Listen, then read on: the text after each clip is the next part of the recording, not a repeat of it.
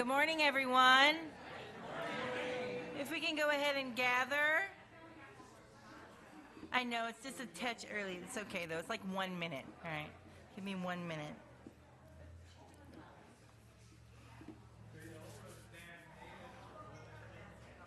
I'll give everyone a minute to get settled.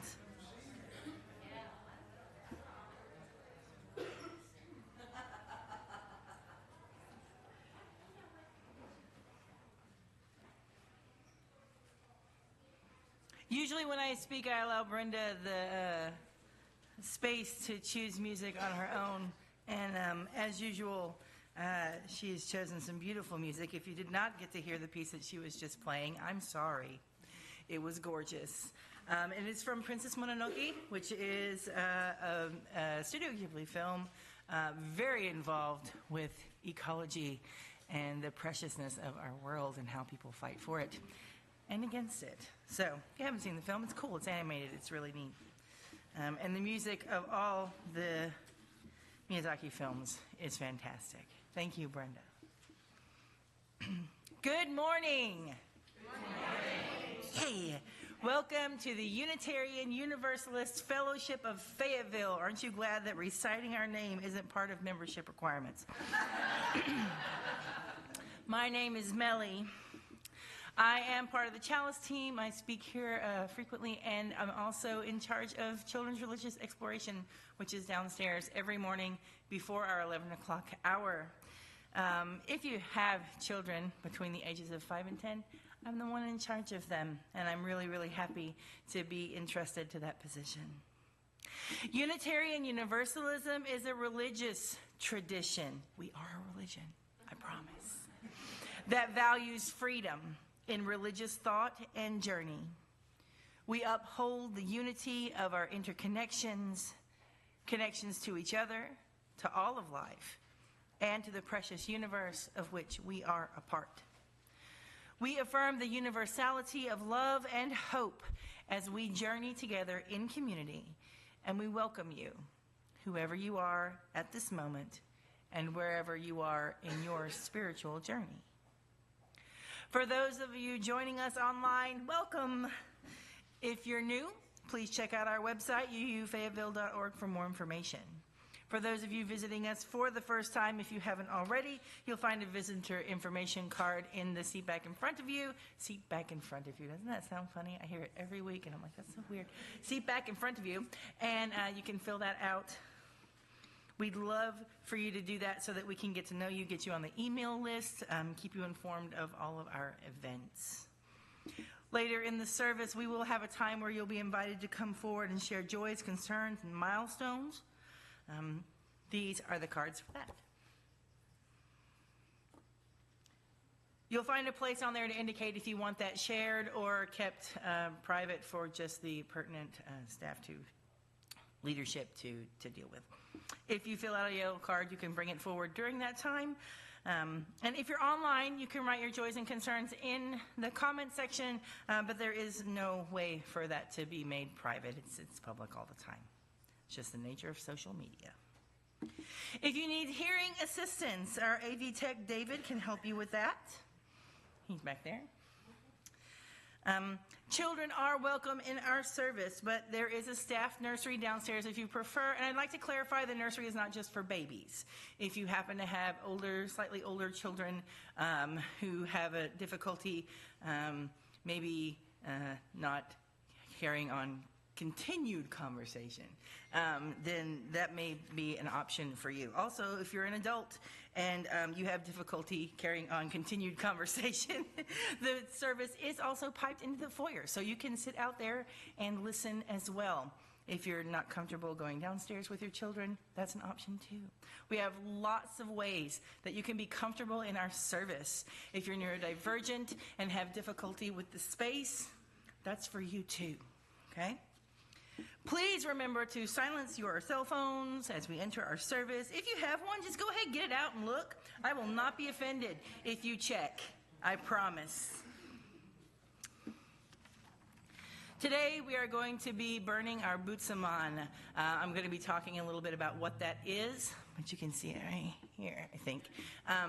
and those of you who were not present when we made him this year. But that's what we're going to be doing today. And now, Diane and Bill are going to light our chalice.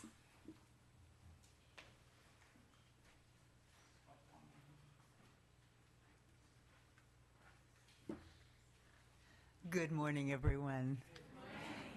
Thanks for being here on this gorgeous day. Please join us as we light our chalice and saying the words on the screen. Love is the spirit of this community, and service is its prayer. To dwell together in peace, to seek knowledge in truth, and to help one another. Thus do we covenant together.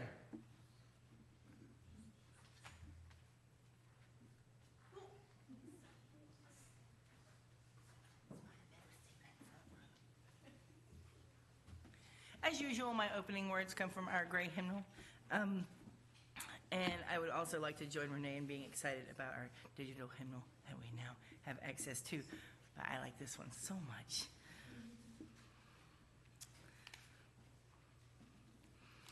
Our words this morning are from Philip Hewitt, From the Fragmented World.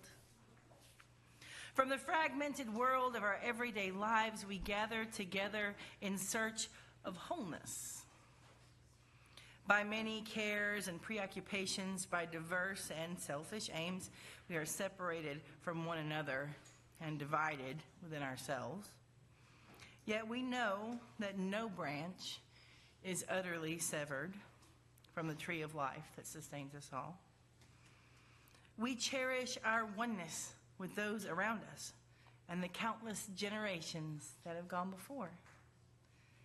We would hold fast to all of good we inherit, even as we would leave behind the outworn and the false.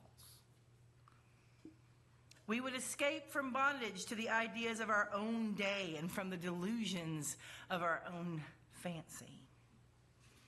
Let us labor in hope for the dawning of a new day without hatred, violence, and injustice.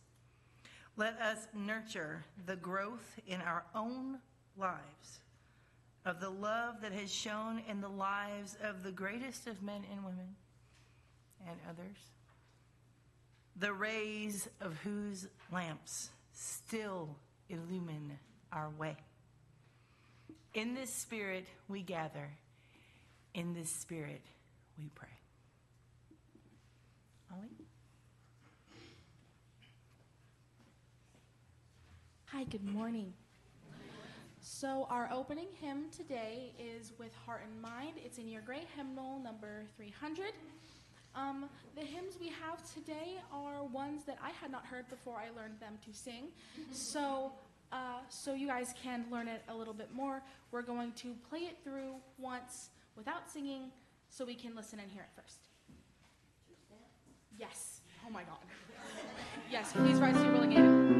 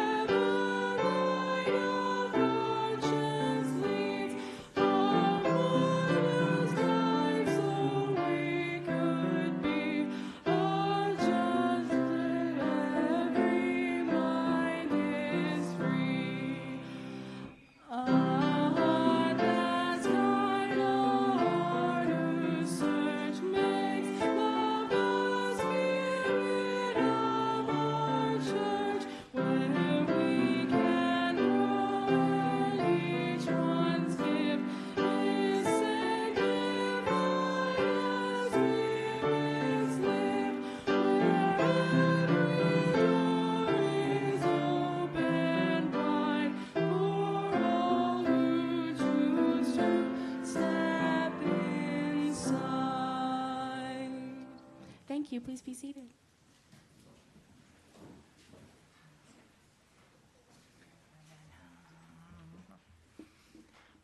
Our story for all ages this morning is The Empty Pot by Demi.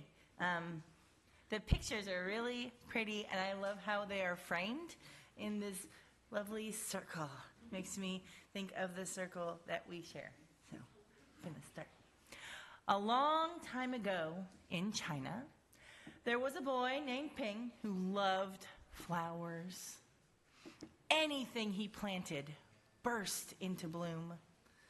Up came flowers, bushes, and even big fruit trees, as if by magic. Everyone in the kingdom loved flowers too. They planted them everywhere, and the air smelled like perfume. The emperor loved birds and animals, but flowers most of all. And he tended his own garden every day. I'm just going to point out there's a unicorn in here. Just saying. It looks like a goaticorn, but that's pretty rad. But the emperor was very old. He needed to choose a successor to the throne. Who would his successor be? And how would the emperor choose? Because the emperor loved flowers so much, he decided to let the flowers choose. The next day, a proclamation was issued. All the children in the land were to come to the palace. There, they would be given special flower seeds by the emperor. Whoever can show me their best in a year's time, he said, will succeed me to the throne. This news created great excitement throughout the land. Children from all over the country swarmed to the palace to get their flower seeds. All the parents wanted their children to be chosen emperor, and all the children hoped they would be chosen too. When Ping received his seed from the emperor, he was the happiest child of all. He was sure he could grow the most beautiful flower. Ping filled a flower pot with rich soil. He planted the seed in it very carefully. He watered it every day. He couldn't wait to see it sprout, grow, and blossom into a beautiful flower. Day after day passed, but nothing grew in his pot. Ping was very worried.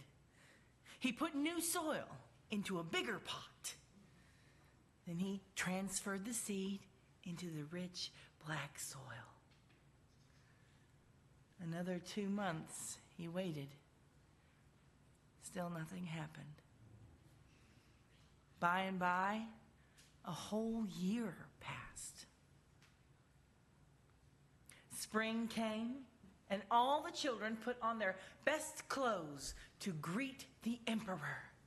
They rushed to the palace with their beautiful flowers, eagerly hoping to be chosen. Ping was ashamed of his empty pot. He thought the other children would laugh at him because for once he couldn't get a flower to grow. His clever friend ran by holding a great big plant. Ping, he said, you're not really going to the emperor with an empty pot, are you? Couldn't you grow a great big flower like mine? I've grown lots of flowers better than yours, Ping said. It's just this seed that won't grow. Ping's father overheard this and said, you did your best, and your best is good enough to present to the emperor. Holding the empty pot in his hands, Ping went straight away to the palace. The emperor was looking at the flowers slowly, one by one. How beautiful all the flowers were! But the emperor was frowning and didn't say a word. Finally, he came to Ping. Ping hung his head in shame, expecting to be punished. The emperor said to him, "Why did you bring an empty pot?" Ping started to cry and replied, "I planted the seed you gave me and I watered it every day, but it didn't sprout. I put it in a better pot with better soil, but still it didn't sprout. I tended to it all year long, but nothing grew. So today, I had to bring an empty pot without a flower. It was the best I could do."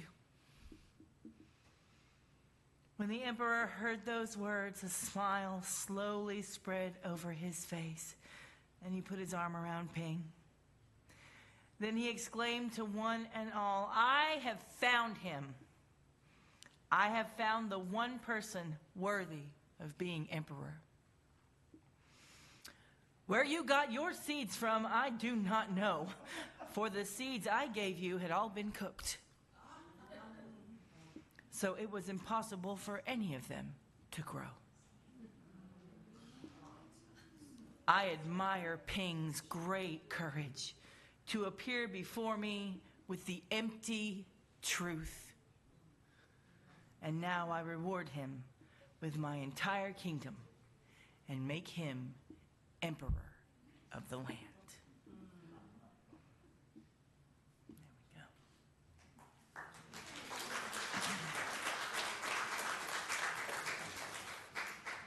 I love that story.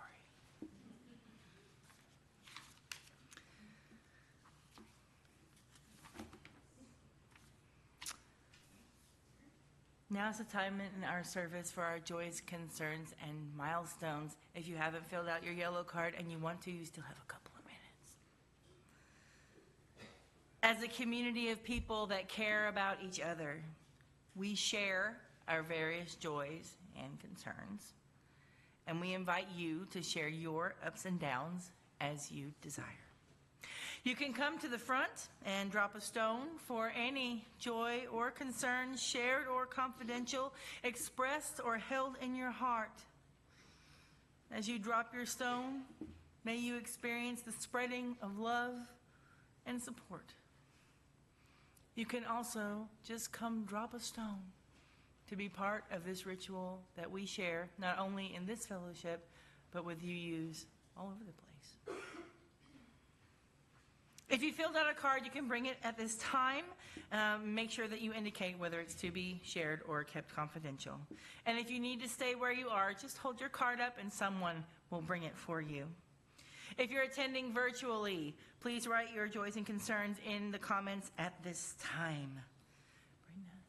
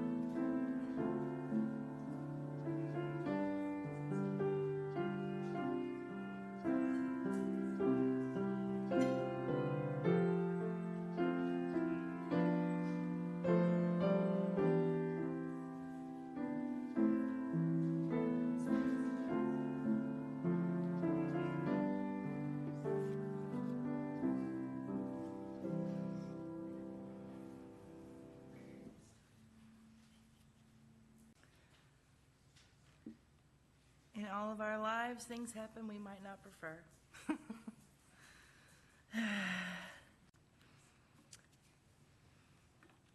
Diane, will you please drop a stone for all of the concerns and cares we may experience this week? And please drop a stone for all the joys.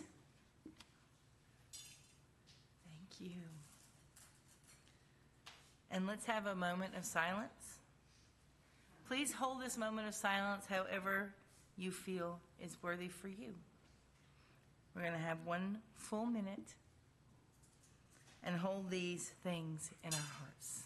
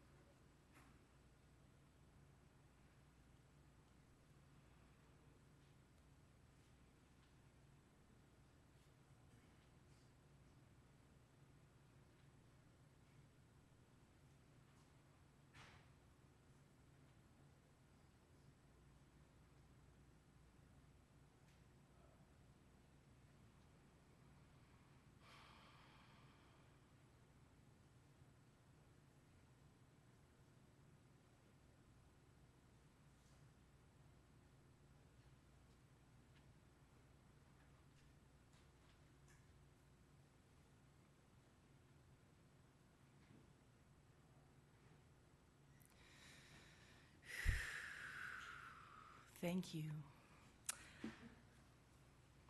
Now Janet Titus has a gratitude moment for us.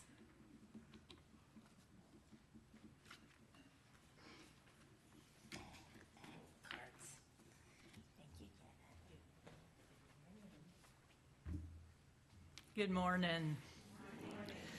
My name is Janet Titus, and I grew up in a liberal but definitely Christian Methodist church in Iowa.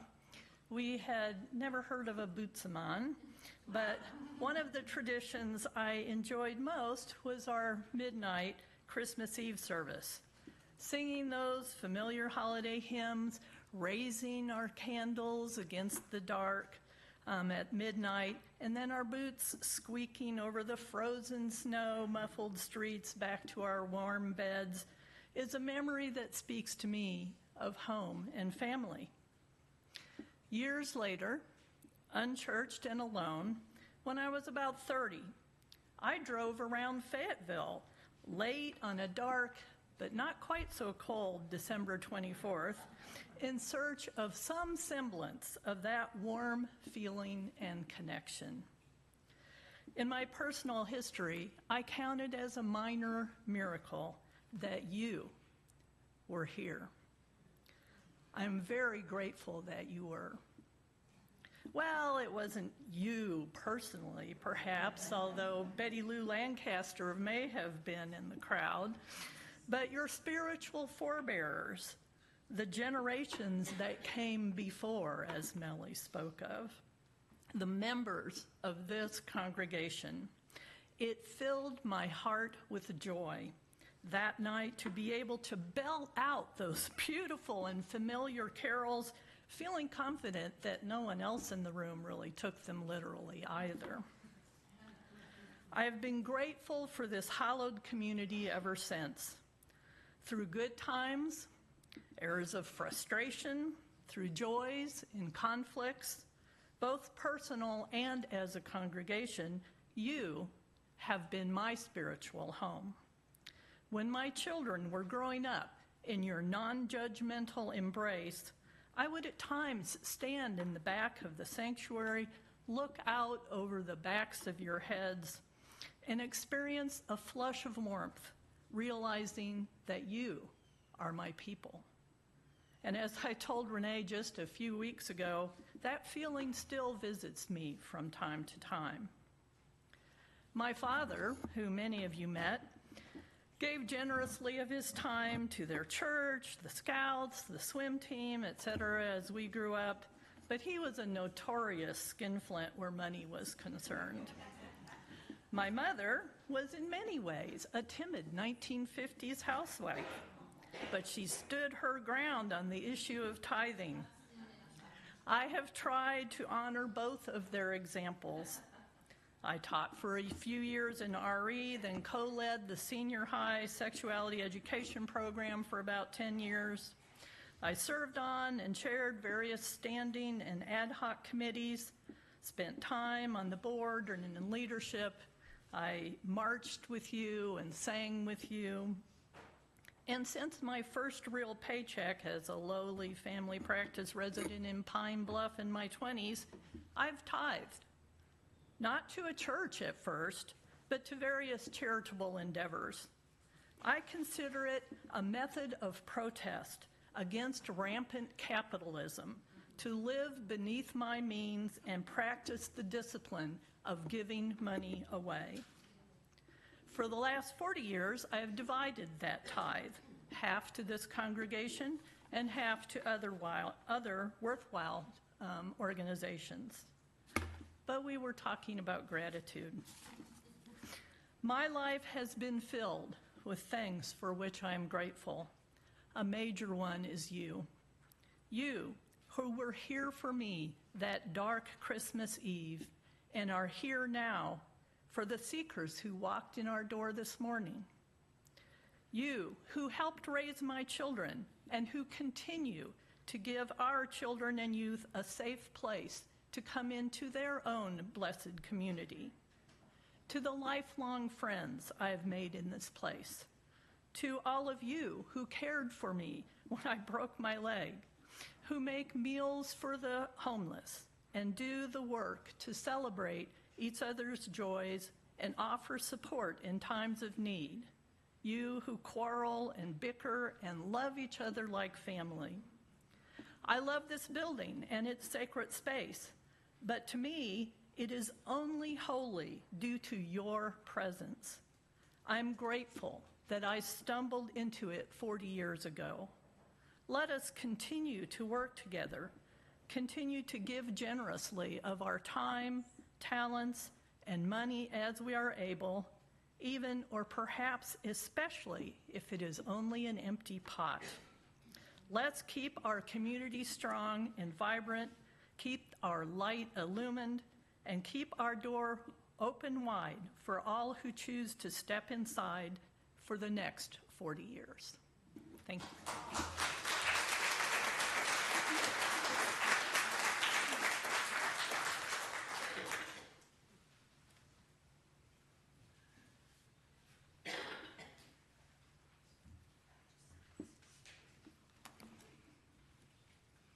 There are many ways that you can give. To give financially, here are some of the ways. You can always put money in the basket the old-fashioned way. You can leave checks in there as well. If you have something for a specific purpose, make sure to note that. You can text or you can visit the website. I would encourage you, if you have any change, drop it in. The act of giving physically makes a difference. This is a place of memory and hope, of vision and dreams. We are the keepers of this memory, the foundation we stand on, and the hearts and hands of our dreams for the future. An offering will be taken to help fulfill our vision and honor the legacy we share. Will the host come forward, please?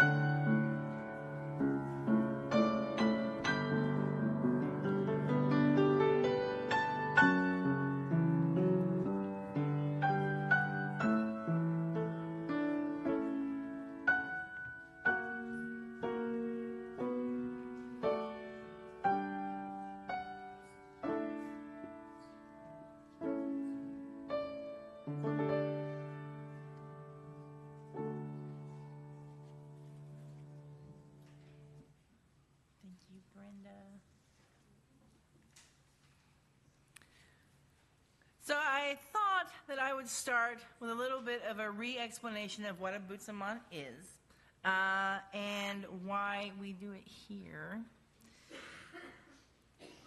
So this little doll right here, that is our Butzemann.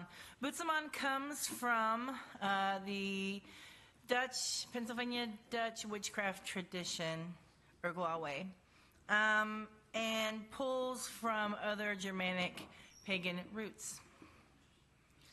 Butzemann literally means boogeyman. But this Butzemann is more like a puppet, if you're familiar with puppet magic. And what they do is represent the growing season of a farm, a group. And here it represents the growing season for our fellowship. The Butzemann is built or constructed sometime around Imbolc or in February, Groundhog's Day. If you search back through the services online, which you totally can do, I find it to be very amusing and pretty awesome to do that every once in a while. You can find where I spoke about that before, and lots of fun words to say as well. For the past 2 years, our children have built the Butzemann. He is made with plant matter and growing things from the previous season. And then at the end of the season, we burn him. Our younger children help to construct the Butzemann and fill him with all of the cool things that they gather from around our property. And then the older children name him. This year's Butzemann was named Basil, or Basil, depending. So today we're going to say goodbye. One of the promises that we make when we build a Butzemann is to burn the body at the end of the growing season. This also goes along with some Germanic traditions, particularly that of Frau Halle, who brings the wild hunt through during the Halloween time. The term for the people who practice Urglawe is a Leleweasel. You could say that. A Leleweasel, which I think is a super fun word. But that is the time when this happens. And we need to let go of our Butzemann's body before this happens. So it's Halloween time. As long as we do it before that, we're pretty good. All right? The reason we do this is because this is not just a doll. This is a representation of what we do, what we're growing, what we want to put forward.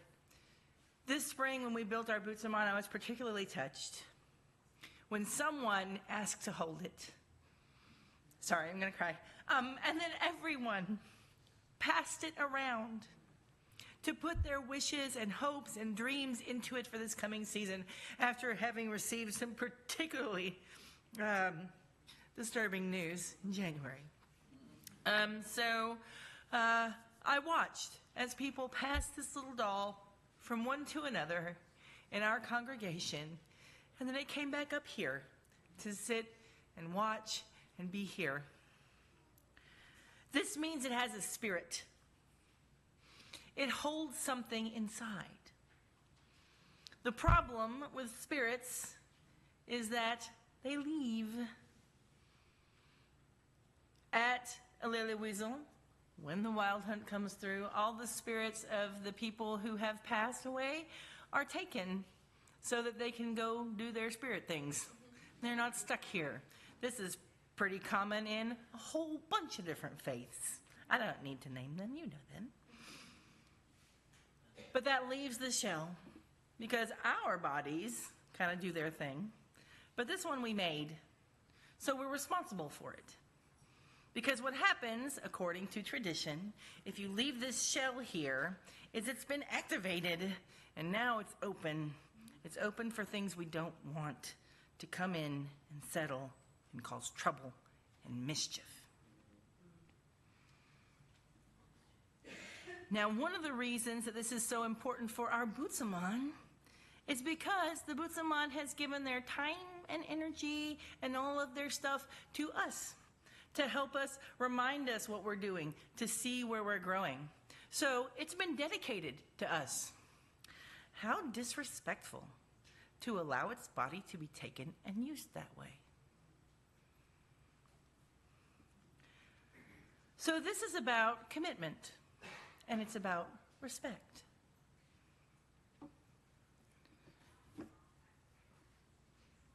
We made commitments to the Butzemann, but we also made commitments to ourselves.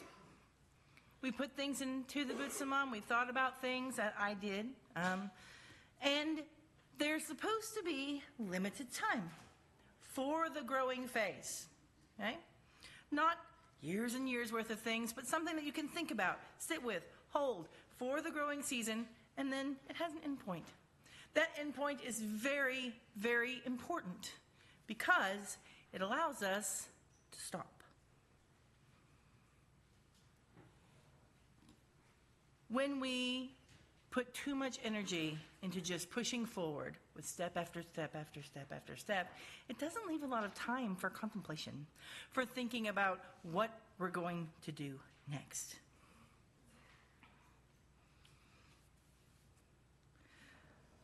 When we stop, when we give ourselves permission to pause, when we have permission to stop, this means that now we have space.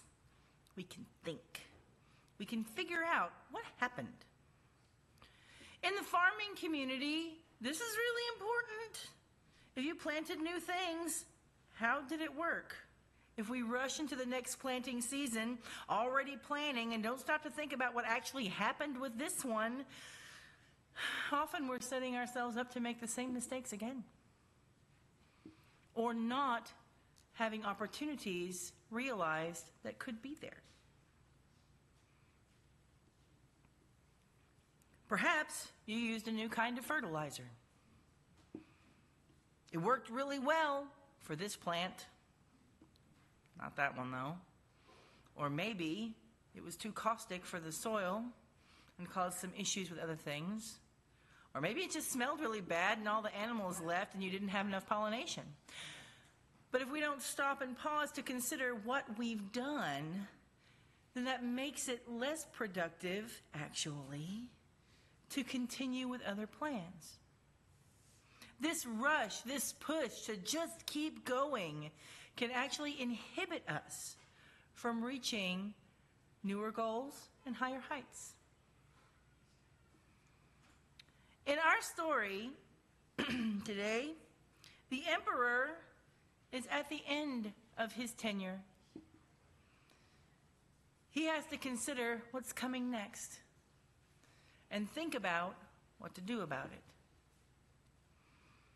This pause in our growing year also gives us a chance for those who have been laboring and who have served us for so long to maybe consider taking a rest.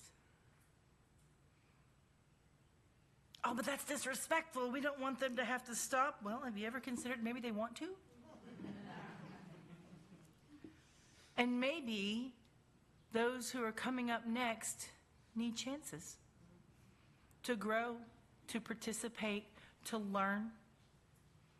These things don't happen all alone. And this pause, this space, this letting go of those commitments that we've held so tightly to for this time actually gives us freedom and flexibility to be able to look at our circumstances, to be able to look at what's grown and what hasn't. What can we do? What do we need to do? How can we respect and honor what's already grown while at the same time preparing for new things? If we don't stop and pause, if we don't give ourselves the permission to let go, then it makes it a lot harder for us to make new commitments that can be more valued, more productive, more genuine, and may serve us and the people around us better than what we were holding on to.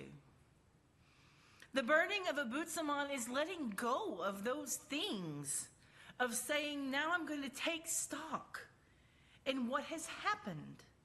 I'm allowed to take a break for a second. to look around to see what's going on.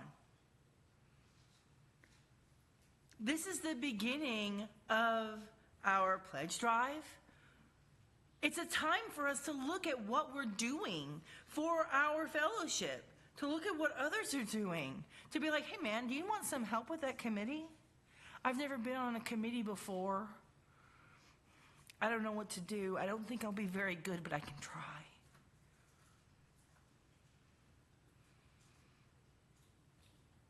To process, to analyze, to contemplate, to consider, to evaluate.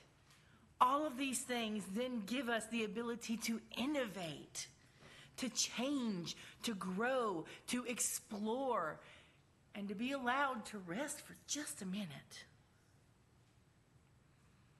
If we keep rushing furiously down the tunnel, we can't even see if any trains are there.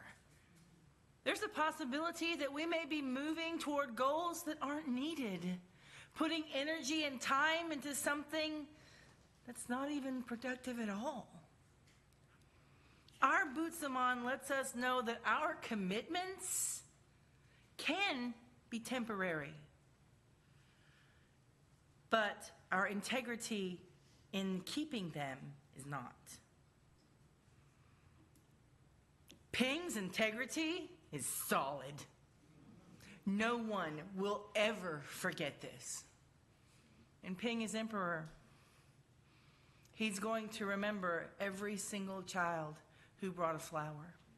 He's going to remember their families. And it's going to take a while to rebuild that trust. Sometimes, no matter what you do, nothing will grow. And it's not your fault. There are circumstances that control how much what we're doing is going to be effective or not. And it's not your fault. But doing your best, that is your priority. That is your fault. Sometimes the best we can do is show up with a pot. The cool thing about Ping's pot, though, is that it's not full of lies. And now he can plant something new in it without having to dig up the trash and the lies that were put there before. It is better to come with nothing than to come with untruths and things that you cannot fulfill. Our Butzemann also shows us the integrity in saying, I can't do that. I have a hard time with this. Anybody who's ever worked with me knows this. Getting me up here on a Sunday morning to speak requires a massive effort by so many people. I have ADHD, I'm neurodivergent, I can't keep track of things. So I ask for help. And I get it. It took me a long time to learn to ask for that help. But the people who help me are amazing. I got to know who they are. I got to experience them giving to me. And that way I get to give to you. This dedication is cyclical. It moves around. But if you hold on to it and you don't ever let anybody else have it, it just stops with you. Sometimes we need to let go of responsibilities to let other people have them. Other people need space to grow too. This is hard, but that's mine. That's my job. I've always done that. It's my way. I can do it my way, and that's the way that it's supposed to be. That's hard, but it helps us grow. So we're going to go outside after the service, and we're going to burn this Butzemann. We're going to say goodbye to those things that we promised to do. We're going to allow ourselves to let go of the things that didn't work, to let go of the things that did, so that we can look at them in a new light. We're going to let go of commitments that don't serve us. We're going to let go of things people said that didn't help. So let's look at each other. Let's take our empty pots with no lies. Let's take this day and this time to look around at each other and say to each other, this is a pause. This is a stop. Wherever we go from here is new. And give yourself a break. Give yourself a chance to look and see. In those place forms, there's also a place where you can put what you want to put your time into. It's not just money, though money is really important. There's a lot we can't do without it. But this is your opportunity to look around and see, what can you do? What can you let go of? What can you share? What can we do as a community to make sure that our pots are not full of empty lies, and that our goals are things that we have looked at and worked on together? Thank you.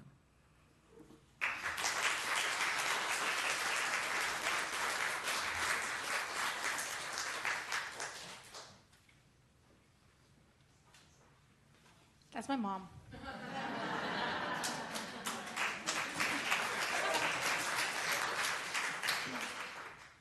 Our closing hymn is Our Praise We Give. It's in your great hymnal again in page 294. We're going to, again, listen through to the whole thing, just piano, so you can learn it. Please rise as you're willing and able. Let's sing.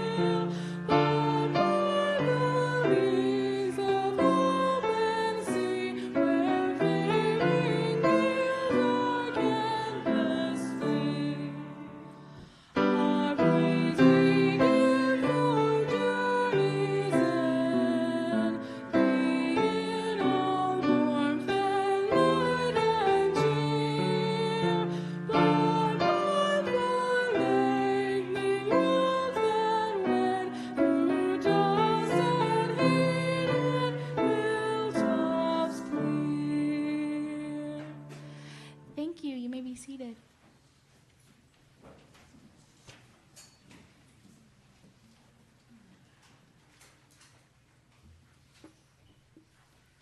Please join me in these words as we extinguish the chalice. We extinguish this flame, but not the light of truth, the warmth of community, or the fire of commitment. These we carry in our hearts until we are together again.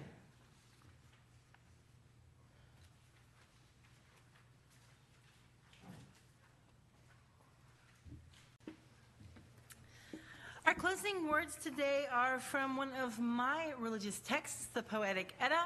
I am spiritually a Nordic pagan and a devotee of Odin. I am religiously a UU, so we can talk about that if you want. That's super fun. But this is from the Havamal, which is roughly translated as Words of the Wise One. Cows die, family dies, you will die the same way. But I know one thing that never dies: the reputation of the one who died. Let's walk forward with integrity in all our commitments. Now we will go outside with the Butzemann and do our thing. Thank you for coming today, and please make sure to hang around for all the cool things.